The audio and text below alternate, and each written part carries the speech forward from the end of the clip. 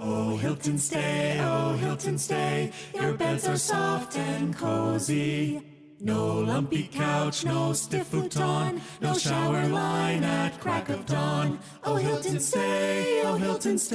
When you want holiday comfort you can count on, it matters where you stay. Enjoy comfortable rooms and friendly service when you stay with Hilton instead. Save up to 25% this season when you book with Hilton. Hilton for the stay. Terms apply. This episode is brought to you by Indeed. You're ready to move your business forward, but first, you need to find the right team. Start your search with Indeed-sponsored jobs. It can help you reach qualified candidates fast, ensuring your listing is the first one they see. According to Indeed data, sponsored jobs are 90% more likely to report a hire than non-sponsored jobs. See the results for yourself. Get a $75 sponsored job credit at Indeed.com/podcast. Terms and conditions apply. Hello and welcome to I Talk to Ghosts. I'm your spirited host, Jennifer, your resident medium, your spooky friend and spiritual conversationalist. I want to welcome you tonight into my spirit parlor. Come in, find a cozy seat, settle yourself under the glow of the candlelight, and let's let the outside world slip quietly away from us for a little while. Tonight, we're talking about something close to the heart of every curious soul who has ever paused mid-step and wondered, was that a spirit trying to reach out to me just now? There are moments in life when the air shifts, when a feeling brushes against our awareness, like the hem of a passing spirit. And for many people, these moments happen long before they ever consider themselves psychic or sensitive. Spirits don't always wait until we're seasoned mediums. They nudge, they whisper, they ripple the edges of our reality in ways anyone can notice. Tonight, let's walk through the subtle, beautiful, and sometimes startling signs that a spirit may be near you and trying to communicate. First, let's talk about the shift in atmosphere. One of the most common signs is a sudden, undeniable shift in the vibe, the mood, the space, the air around you. Not necessarily frightening, just different.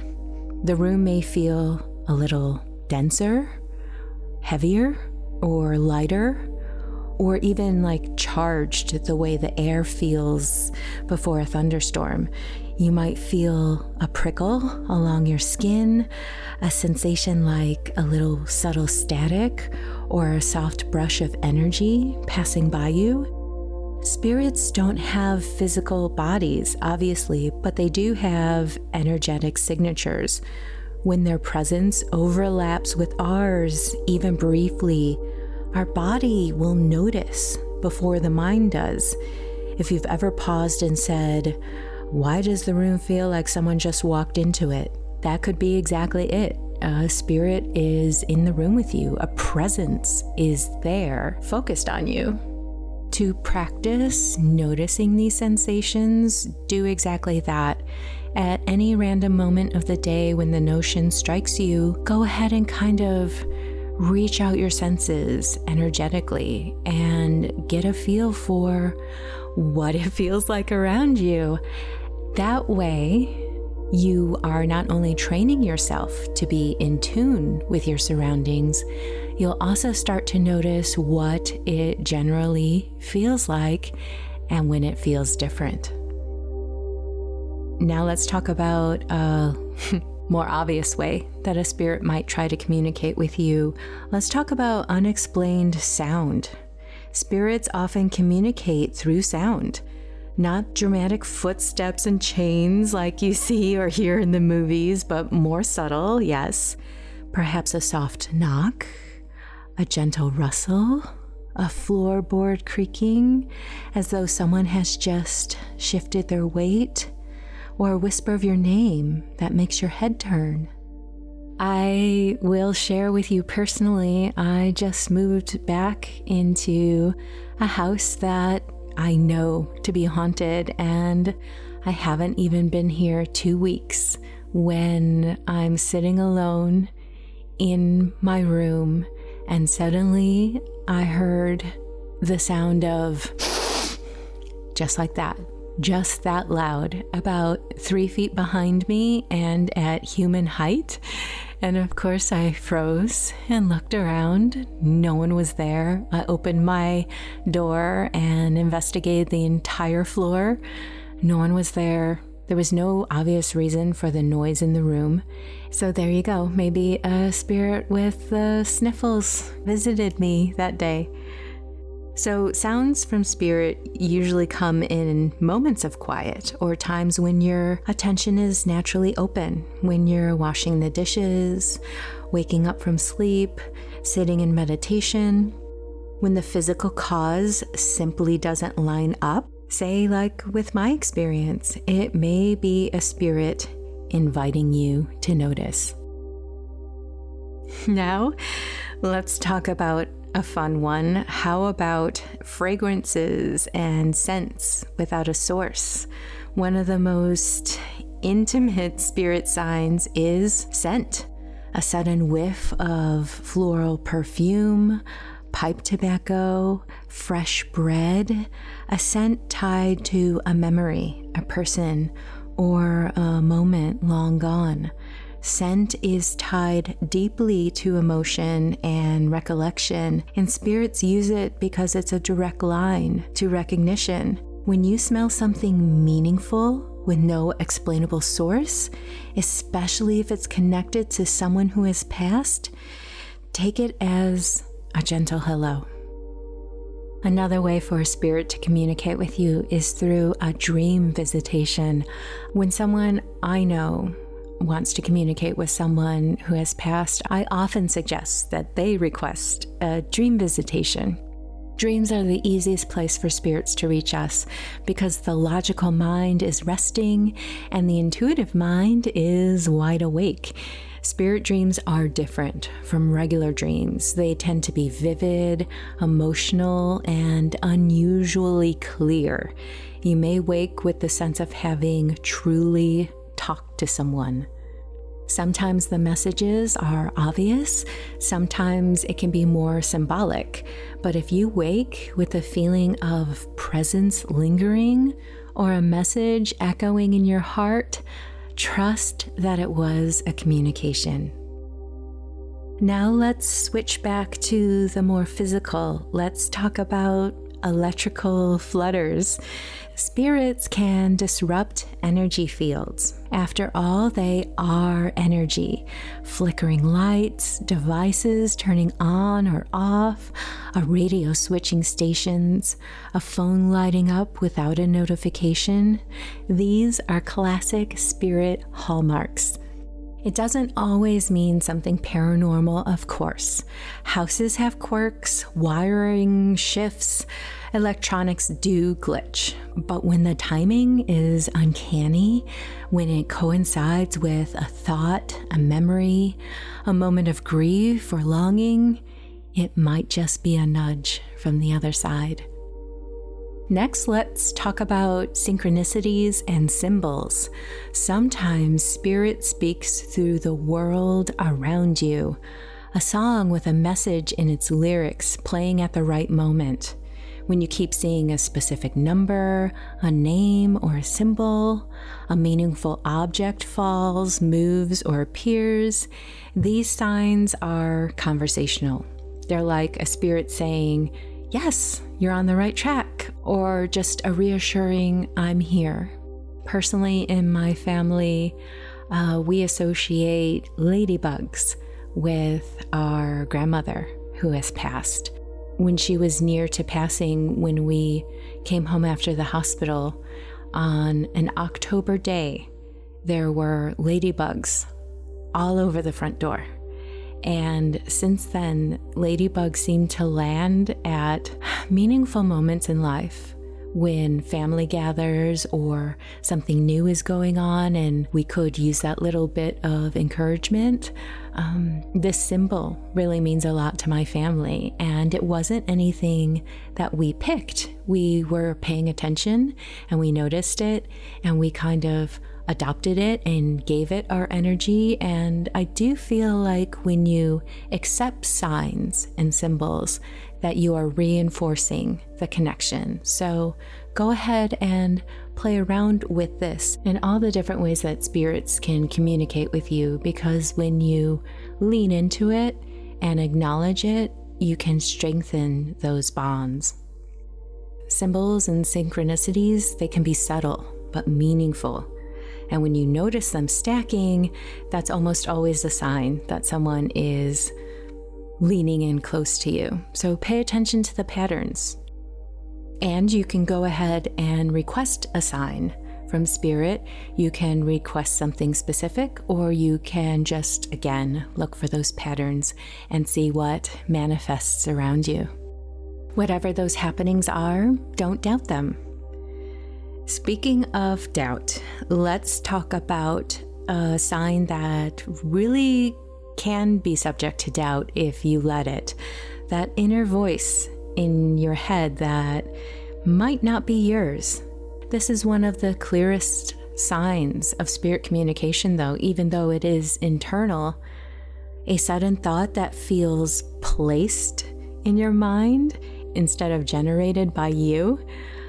A comforting sentence in your mind that arrives with a warm, peaceful sensation. A nudge to do something you weren't thinking about before. It's not dramatic, it's quiet. It feels like your intuition speaking in a tone that you don't normally use. Notice these internal shifts. And again, don't doubt them. Don't try and logically think it away or dismiss it. I know that a lot of us can easily slip into that. I want to encourage you to lean in to that inner knowing and that inner nudge that Spirit can communicate with us with. I think that it's just a very valid sign from Spirit, because think about how your own thoughts and the substance of your mind's eye and your inner voice and all of that, it is metaphysical in itself. You can't quantify and measure it. You can't physically define it. So it is our own inner voice and dialogue and presence is metaphysical. So you're already on that same playing field as Spirit, if that makes sense. So why wouldn't you be able to blend easily in this space? As a medium, I feel like this is what I do. I practice my metaphysical being blending with other metaphysical beings. And the best mediums, they're not afraid to get it wrong. They're not afraid to look foolish. Mediums need to trust in that inner connection. And I want to encourage you to do the same. With practice, you learn to differentiate your mind from what is being given to your mind. It's a really fascinating realm to explore. Now we kind of talked about the inner mind. Let's talk about the emotional senses. This is one that many people may experience without realizing it. You're going about your day and suddenly you feel a rush of emotion, like a wave of love, of sadness, relief, or comfort that doesn't match what you were doing or what you were thinking or what you were experiencing in that moment. It seems independent. Spirits can communicate easily through emotion because it bypasses mental barriers. If you feel a sudden, deep sense of love or support washing over you, it may be Spirit reaching out to soothe and reassure you. Explore it. See what happens next. Okay, so let's talk about how to respond when a spirit is trying to communicate with you. If any of these signs resonate, here are more actions you can do. First, pause and acknowledge the moment. Speak gently, either aloud or in your mind.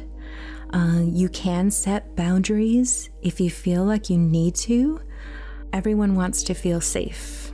And when we're working with the unknown, it is very easy to trigger uncertainty or even fear. So go ahead and set some boundaries, whatever those look like, whatever those feel like to you, if you feel the need to.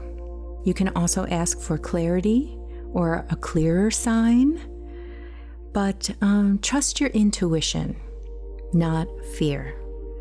You don't have to be a psychic medium to receive messages. You just have to be open, calm, and willing to listen with all the senses you have. And do so from a space of love and compassion and the genuine wanting to connect with those you love who have passed. So there you go. Do you have any thoughts or personal experiences of your own with spirit communication? I would love to hear your stories, and I also want to encourage you and validate you that your experiences are real and our loved ones are always connected to us. Thank you for joining me in the Spirit Parlor tonight. As we part ways and you step back into the waking world, carry with you this little reminder. The veil that is so often spoken about is not a wall. It is a subtle whisper, and the ones who love us and stay with us, watch over us, they don't drift nearly as far away as we imagine they do. If something strange brushes your awareness in the coming days, pay attention. Spirits speak softly, but they do speak often. Until next time, light a candle, trust your senses, stay open with love. Take care.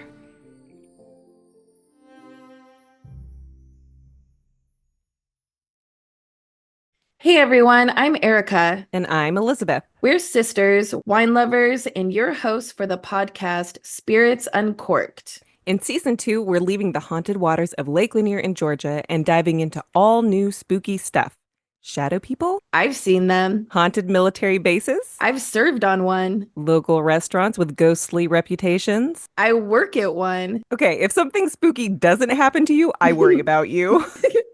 The paranormal is my normal. Plus, we'll sip and chat with horror authors, fascinating guests, and test out some superstitions along the way. Knock on wood. So uncork a bottle and pour a glass of the paranormal with us on season 2 of Spirits Uncorked. Get ready for sips, scares, and sisterly sarcasm.